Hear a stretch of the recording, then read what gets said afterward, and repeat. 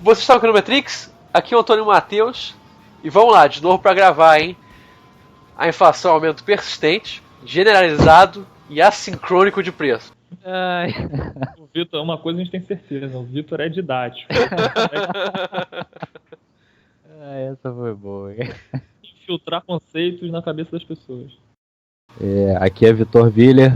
Brasil, esse alcoólatra viciado em inflação tomou o primeiro gole. Caraca! Ela ficou poético. Caramba! Oi? É complicado competir com o Vitor, porque ele é meio poeta. Eu sou poeta, né? Porra, o cara vem com essa... Aliás, faz tempo que eu não escrevo uma poesia, né? Tem uns 5 anos. Esse cara vem com essas frases, eu acho, porra... Tá ferrado, Renato. Renato. Depois dessa tem que... Nada. A gente corta, você fala, Renato Elíptico. Fiquei até constrangido agora de falar uma coisa. Aqui é Renato Lerípio. Inflação é desigualdade. CPI já. Pronto, ficou até político. Porra.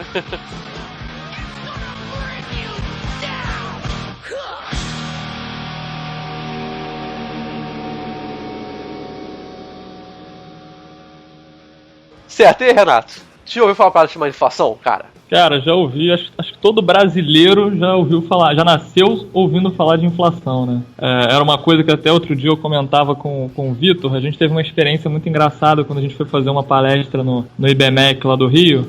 Tinha uma menina lá que era francesa, né? E aí ao final o Vitor falou muito sobre inflação, é um tema que ele gosta muito. E aí ao final dessa palestra ela veio até nós assim e veio perguntar por que a inflação no Brasil era desse jeito? Quer dizer, por que os preços aumentavam sistematicamente ao longo do ano e de um ano para o outro, que ela, na França, ela não via isso, era uma coisa totalmente incomum para ela, né? Aqui no Brasil, ao contrário da França e de outros países desenvolvidos, a gente meio que se acostumou, né? Parece que pra gente é, de certa forma, comum os preços aumentarem de um mês para o outro, de um ano para o outro, né? Então essa é uma questão que eu acho que vale a pena a gente discutir hoje aqui. Eu acho muito legal que o Renato fala eu e o Vitor fomos, tipo, como se eu não tivesse ido, sendo que eu estava lá. É verdade. Eu estava lá, perdão. Eu estava lá.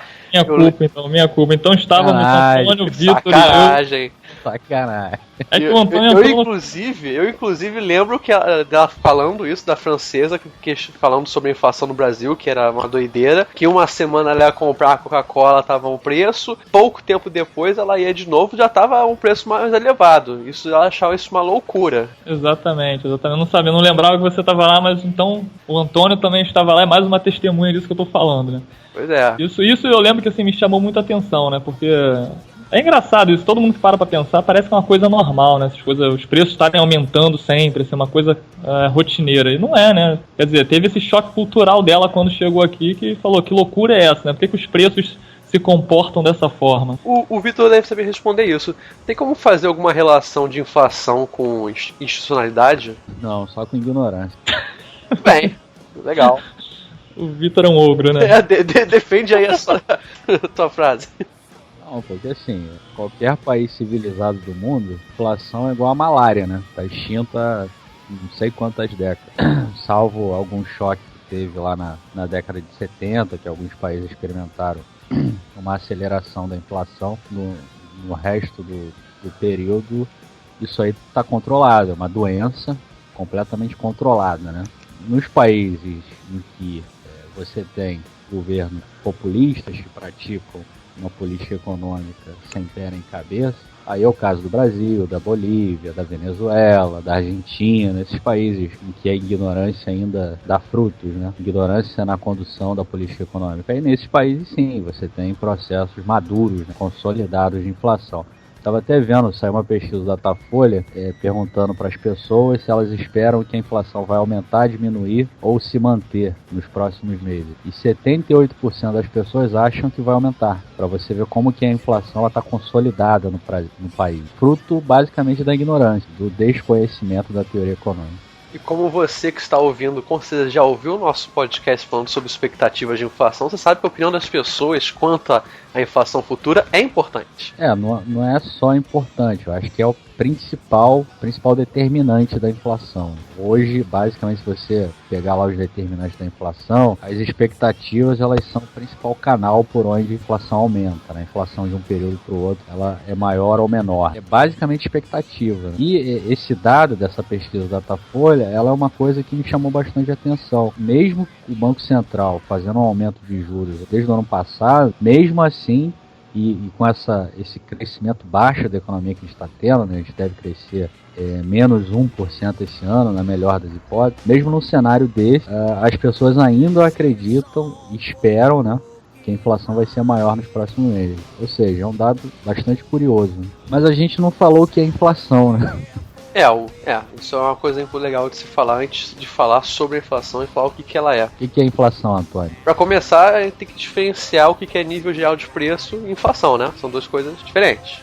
Aliás, essa é uma confusão que é quase unânime. Eu, particularmente, tenho muita experiência com pessoas que às vezes não conseguem discernir uma coisa da outra, né? Isso que é economista ou pessoa normal? Caraca, isso foi estranho, hein?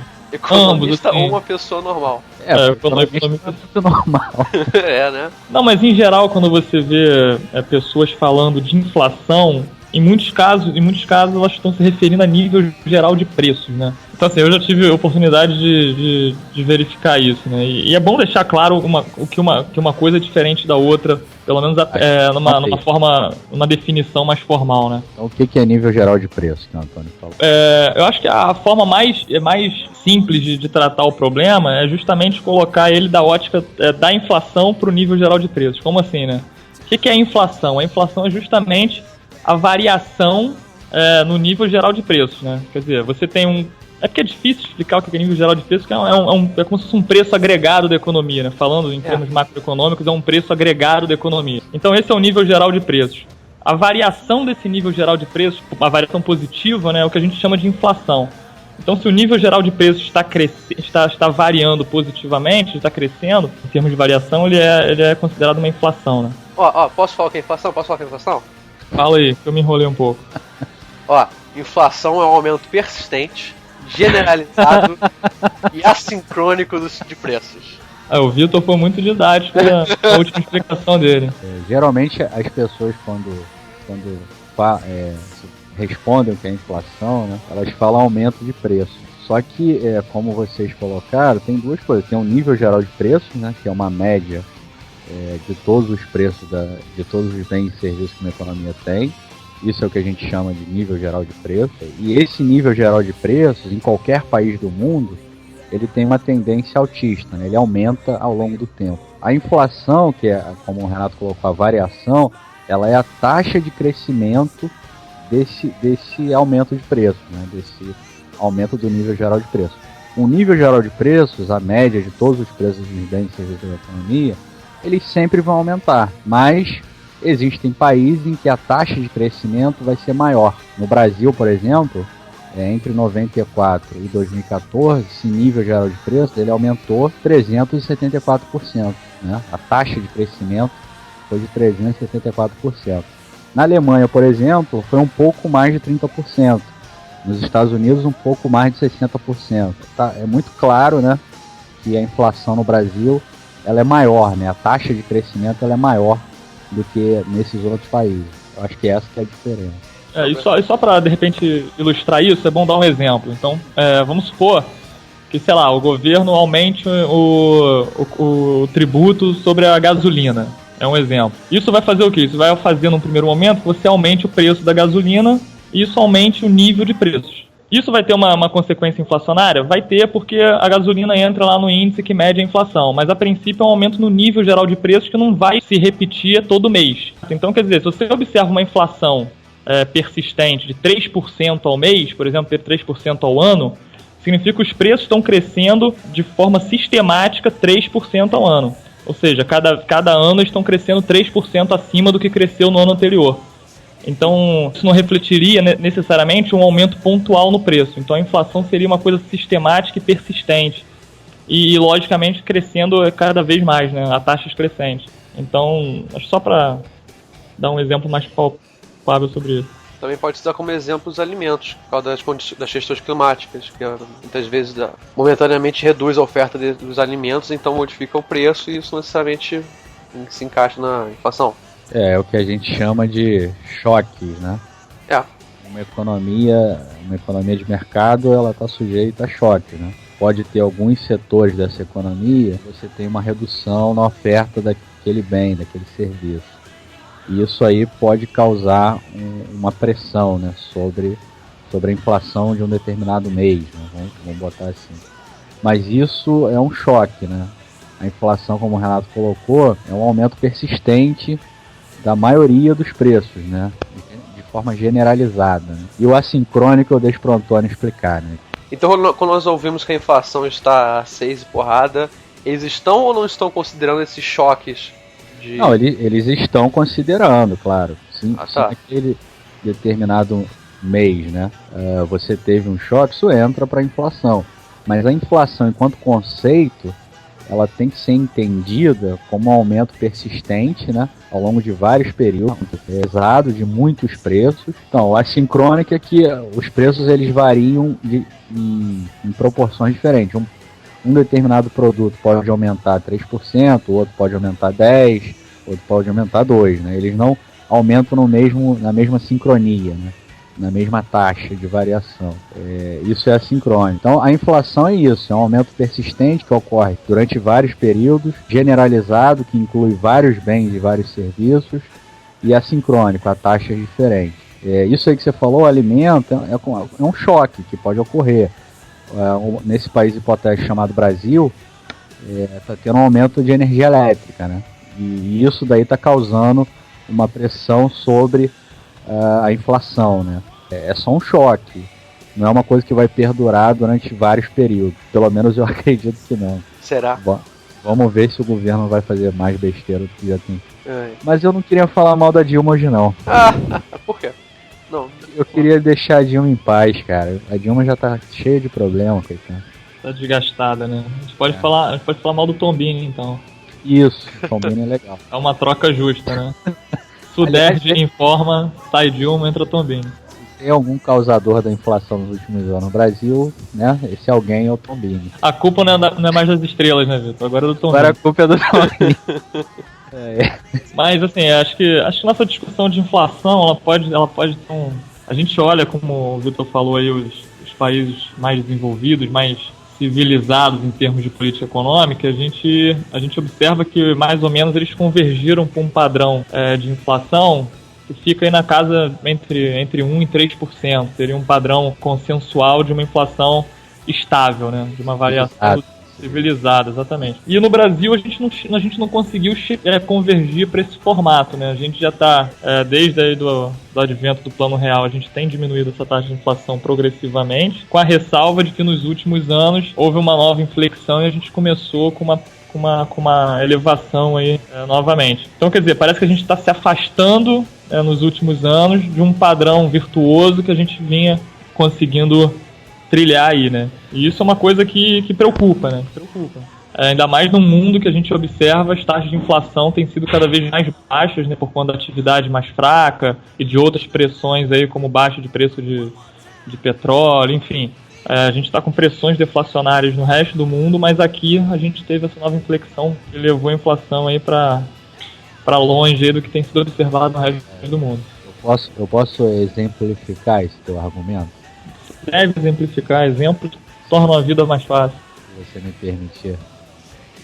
A Suécia, né, o país lá do nosso amigo Ricardo Lima, ela está com inflação acumulada em 12 meses de 0,1%. Eu disse 0,1% em 12 meses. E aqui no Brasil a inflação está 8,13%. Isso diz muito da sociedade que a gente tem, né? O que vocês acham? Antônio? Cara, a Suécia é um país menor, é um país mais organizado, é um país que tem Não vem com esse negócio de país menor, isso aí não cola, não. Cola? Quer dizer que... Tem sim, tem alguma coisa, tem relações, sim. Os Estados Unidos é um país maior. Exatamente. Então tá. Nossa, né? Tá com inflação aí Ele registrava inflação aí na casa... A meta de inflação dos Estados Unidos, não custa lembrar, é de 2%, né? 2%. E esse argumento de país grande aí não pega muito. A Austrália também é um país... Ele pode ser um país grande, mais civilizado. competente. Mais competente que o Brasil para cuidar da inflação, são poucos países que são menos competentes, né? Mas acho interessante recuperar um pouco dessa parte histórica da coisa, né?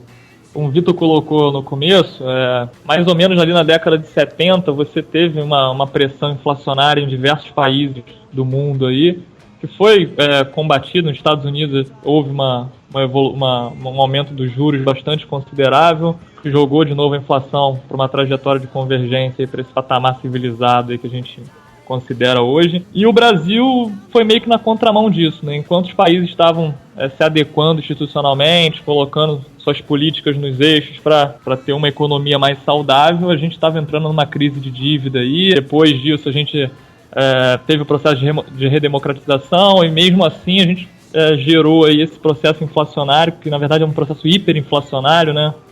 A gente teve uma inflação que chegou aí a ser acumulada no ano de 2.000%, até mais que isso um pouco. E depois do Plano Real, como eu falei, a gente começou a convergir para um padrão mais saudável, mas nos últimos tempos aí a coisa desandou um pouco. Pouco é bondade sua. Acabou saindo do trilho aí, e a gente chegou num patamar que que é incômodo, né? Eu particularmente, assim, é estranho a gente ouvir falar em inflação em 8% no acumulado em 12 meses. Acho que a última vez que a gente ouviu isso foi lá em 2001, 2002, quando teve aquele choque brutal da taxa de câmbio, né? Que a gente estava com o mundo muito instável ainda, choques da Argentina e etc. Então, quer dizer, situações, vamos dizer assim, sem nenhum extremo, é meio complicado a gente observar, até para o Brasil dos últimos 15 anos, aí, uma taxa de inflação de 8%. Então isso preocupa. Eu quero perguntar a vocês, eu já sei qual vai ser a resposta, mas eu acho legal perguntar a vocês. Vocês acham que tem alguma relação entre a inflação, uma inflação alta, e um governo que gasta muito? Renato? Acho que só tem, né? É a raiz, né? Só tem, né? No Brasil, principalmente, a gente...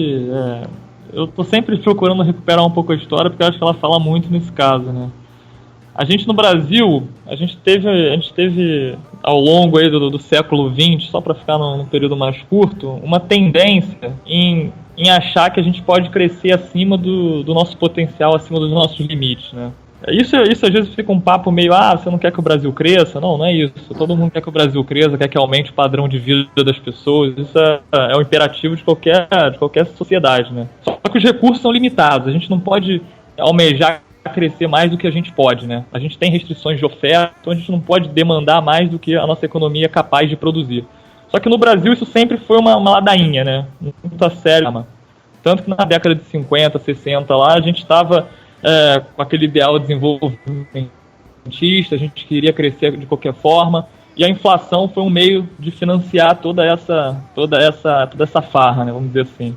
Não à toa, já ali no governo JK, um pouco mais para frente, aquele movimento desenvolvimentista todo gerou elevadíssimas taxas de inflação e de endividamento público, né? Uma coisa está umbilicalmente ligada à outra. E na década de 80, 70, 80, ali mais em 73, ali, quando a gente começou com o segundo PND, aquela tentativa forçada de crescer em meio à crise, o mecanismo, a inflação, foi substituído pelo recurso à poupança externa, né? A gente cresceu de uma forma a produzir déficit na nossa conta corrente e culminou com o problema da dívida, né?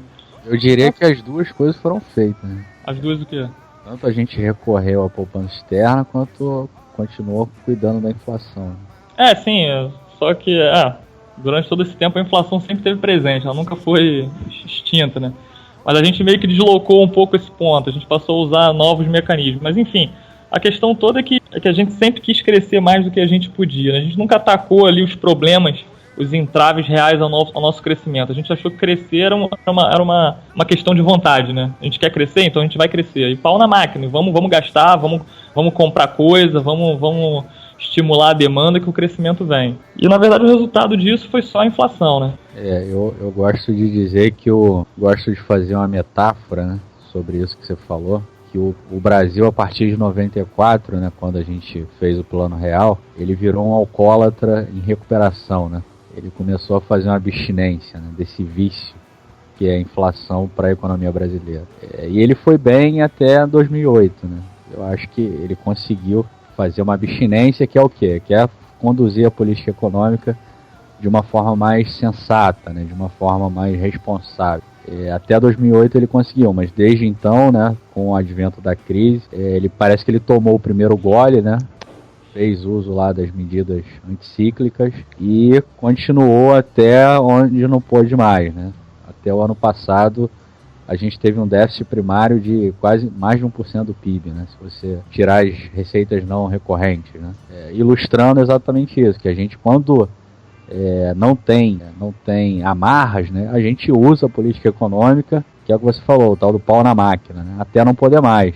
Crente que isso vai gerar mais crescimento, né, o que não é o caso, né, a gente sabe que o que gera crescimento são outras coisas, né, é disponibilidade de mão de obra, é estoque de capital, é produtividade, coisas reais, né, coisas no lado real. E a gente tem essa ideia, sempre teve ao longo de toda a nossa história, de que o governo poderia determinar uma taxa de crescimento da economia com incentivos de política econômica. Parece que a gente rememorou isso, né? O que vocês acham?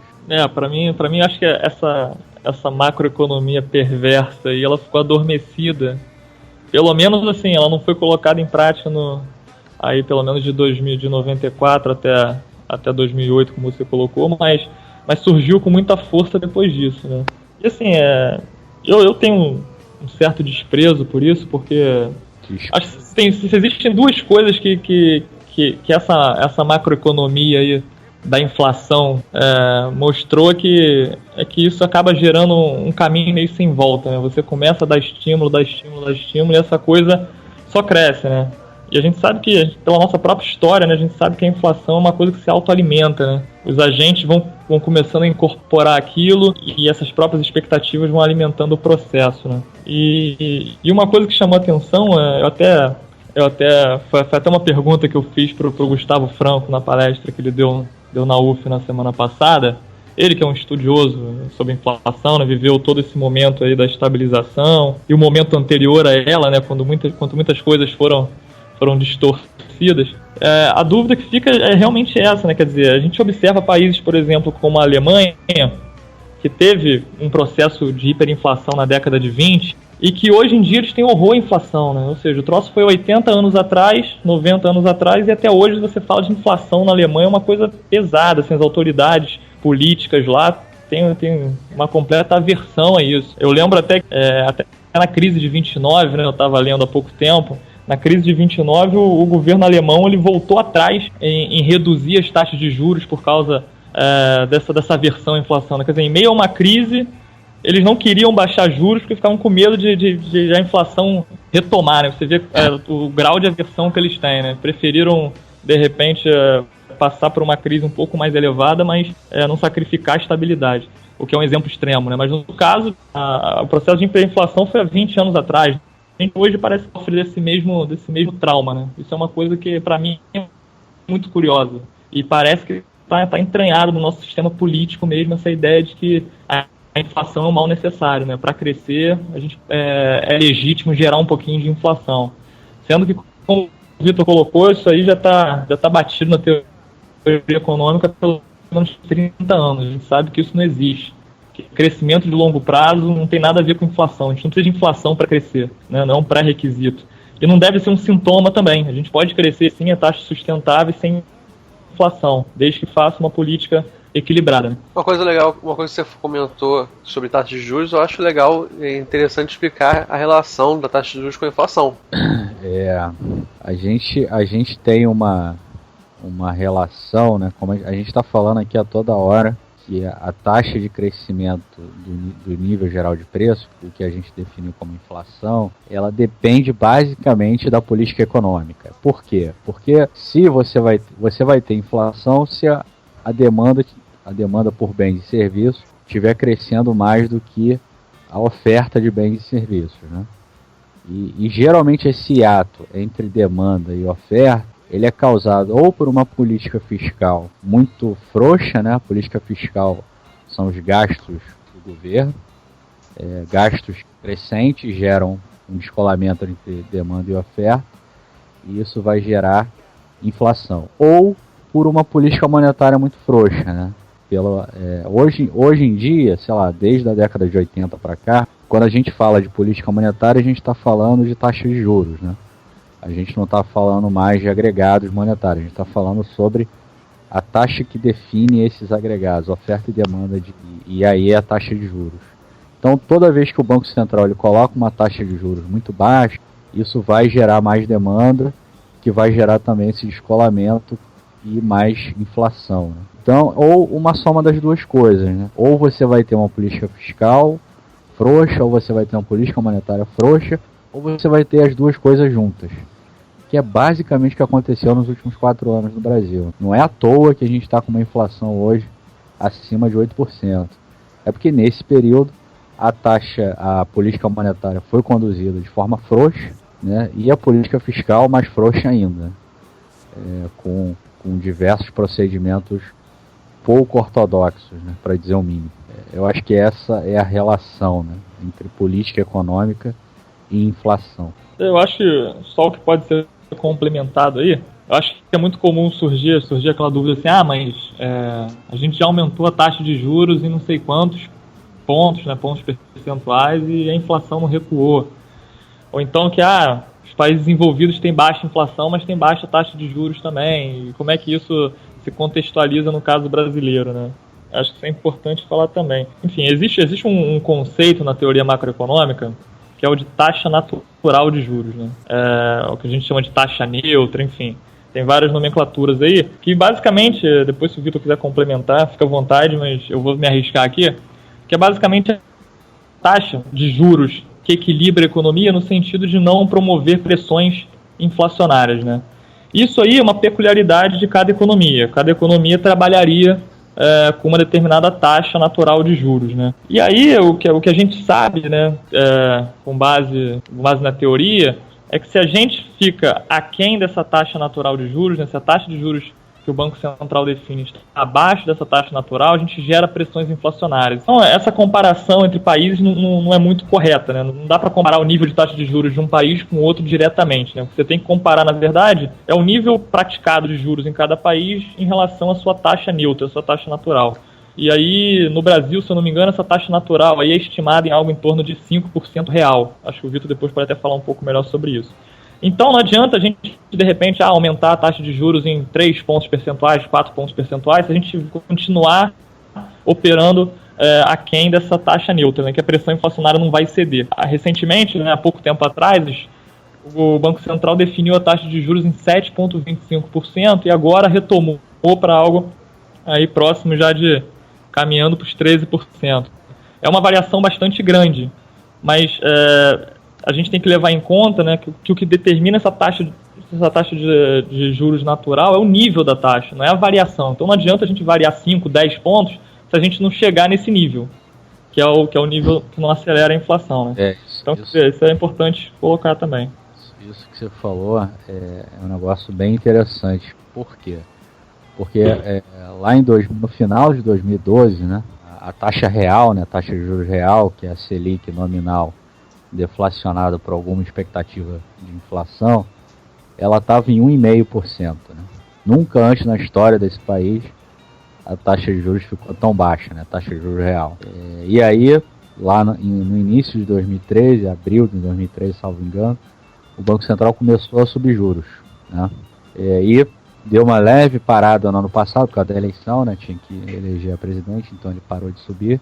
Mas aí voltou, depois da eleição, continuou subindo. Desde esse processo que ele está subindo o juro, a taxa real hoje, ela está entre 5,6% e 5,7%. Como você falou, a taxa natural, né, ela é de 5%. Né? Então, assim, a taxa real hoje, ela só está um pouquinho acima da taxa natural. Não dá para se configurar hoje uma política monetária extremamente contracionista, né? Como eu vejo alguns economistas falando. Não, ela hoje está numa zona de contração, né? É uma política monetária contracionista, mas levemente contracionista. Só um pouquinho acima dessa taxa de juros natural que o Renato explicou. Ou seja, é por isso que a inflação continua alta, né? É basicamente isso. Porque essa taxa real, nesse nível, ela não foi capaz ainda de contaminar as expectativas. Os agentes continuam reticentes quanto à capacidade do Banco Central de controlar a inflação. Por isso eles não reduziram as expectativas e por isso a inflação continua alta. E uma coisa a ser dita também é que eu acho muito legítima essa discussão de que por que os juros são altos no Brasil. Acho que a gente, até mesmo nós... Eu acho que pode ser outro podcast, hein? Pode ser outro podcast, exatamente. Eu ia falar que não tá muito no escopo desse aqui, porque é um assunto longo e tenho muito para falar sobre isso aí. Tem muito debate, mas assim, eu acho legítimo discutir isso. Eu acho que realmente ninguém concorda que a gente pratica no Brasil nível civilizado de juros. Longe disso, nossos juros são muito altos. Só que eu acho que a questão que a gente está aqui, né, para depois não rolar muita polêmica, ninguém que tá defendendo os juros elevados como um fim em si mesmo, né? A gente não acha que seja isso, pelo menos eu não acho que seja isso. Agora, o que a gente defende é que a teoria econômica, né, da forma que países civilizados em termos de política econômica, né, não me leve a mal. Ela na verdade, a ferramenta que a gente tem para avaliar esse tipo de coisa é essa, né? Quer dizer, os juros, ele tá próximo dessa taxa que não permite a expansão da inflação. Claramente no Brasil não está. Não esteve durante muito tempo, se aproximou agora, como o Vitor falou, mas ainda está numa zona que é praticamente neutra, ainda não está naquela zona que provocaria uma queda mais substancial da inflação. Então, assim, a gente não está aqui tratando de os juros é alto ou baixo no Brasil, mas a gente está falando, ele está no nível adequado para manter as pressões inflacionárias no seu devido lugar? Ainda não está. Então essa é uma postura que o Banco Central tem que ficar de olho, né? É uma coisa que, enfim, a gente não tem muito o que fazer no momento.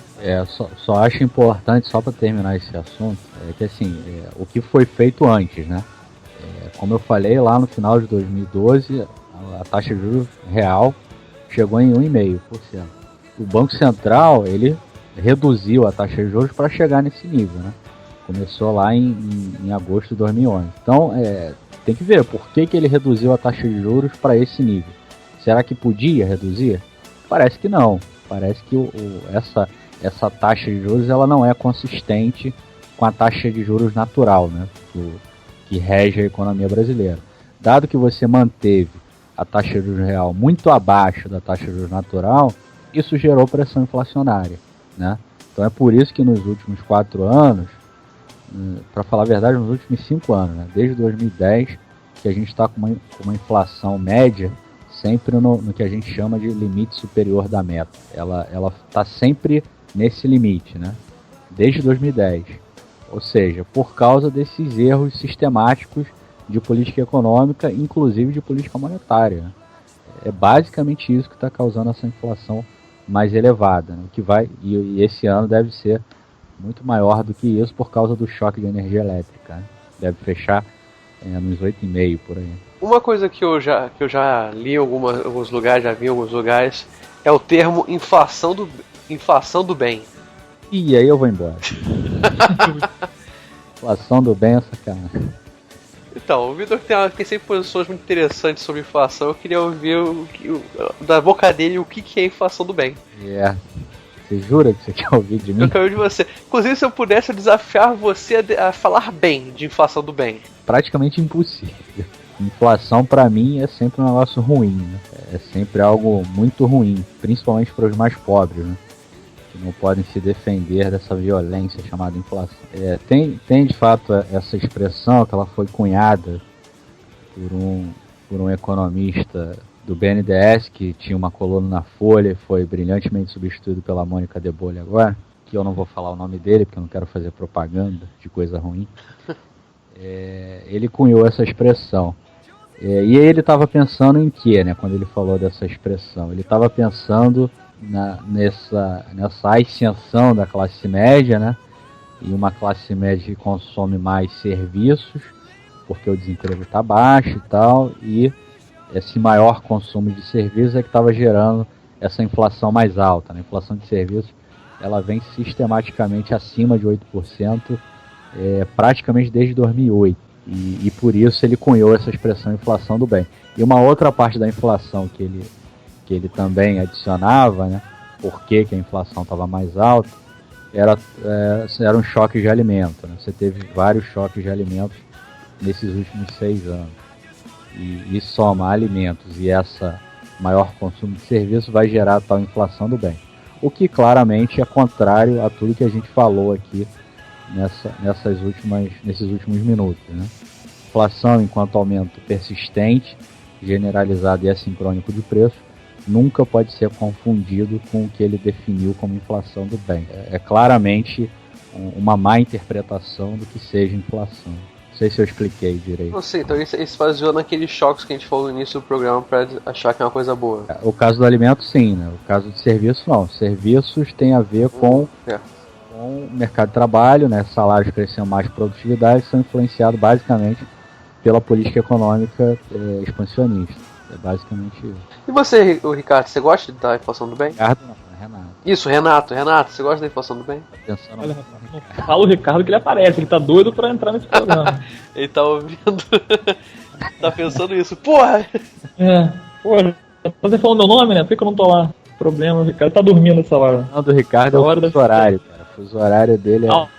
Se ele realmente quisesse, ele tava acordado virando a noite aí. É um desafio pra testar a habilidade dele. Tá aí, tá dado, hein, Ricardo? Você que está ouvindo agora, oi, Ricardo. Tá aí o desafio, se você aguentar madrugar, então você pode participar de todos. Fala, esteja online no Skype, segunda-feira, 23 horas, horário de Brasília. Sacanagem. A gente já tá convidando a Cara, ações. Eu particularmente, eu gosto dessa discussão sobre a economia política da inflação, porque muitas pessoas atacam, né, as medidas necessárias, dolorosas porventura, mas necessárias para combater a inflação, e como sendo uma política de pessoas que querem privilegiar classes superiores, né, com poder aquisitivo maior, rentistas, enfim, né, que eles chamam dessa forma. E esquecem, né, ou ignoram, ou, enfim, são complacentes, né, com um quadro de que a inflação ela é a subtração de poder de compra, né? Quando a moeda desvaloriza, você está retirando o poder de compra, sobretudo da classe trabalhadora, da classe mais pobre, que não tem os mecanismos que as classes mais elitizadas têm de se precaver da inflação, né? Os pobres geralmente não a têm, né? Sobretudo porque tendem a consumir a maior parte aí da sua renda com bens e serviços, né? Então não tem como escapar da inflação com esse quadro. E isso, com certeza, assim, não dá para ter dúvidas quanto a isso, que esse processo inflacionário e hiperinflacionário que o Brasil viveu aí, metade de um século, ele contribuiu sobremaneira para esse quadro de desigualdade social que a gente tem hoje. Não dá para ter dúvidas sobre isso, né? Quando a gente tem preços aí que ao longo de 30, 40 anos, sei lá, variaram na casa dos trilhões de % possivelmente, não há dúvida de que houve um deslocamento de riqueza aí bastante significativo aí, né? A renda de umas pessoas vazando para a renda de outras, enfim, um processo de deslocamento dessa renda. Então, assim, defender a inflação de uma forma velada, atacando aí os mecanismos de estabilização, ou de uma forma até direta, como o Vitor colocou aí desse colunista, me parece, na verdade, avalizar todo um mecanismo de reprodução de desigualdade social, que eu acho que não é o desejável, sobretudo num país tão desigual quanto o Brasil.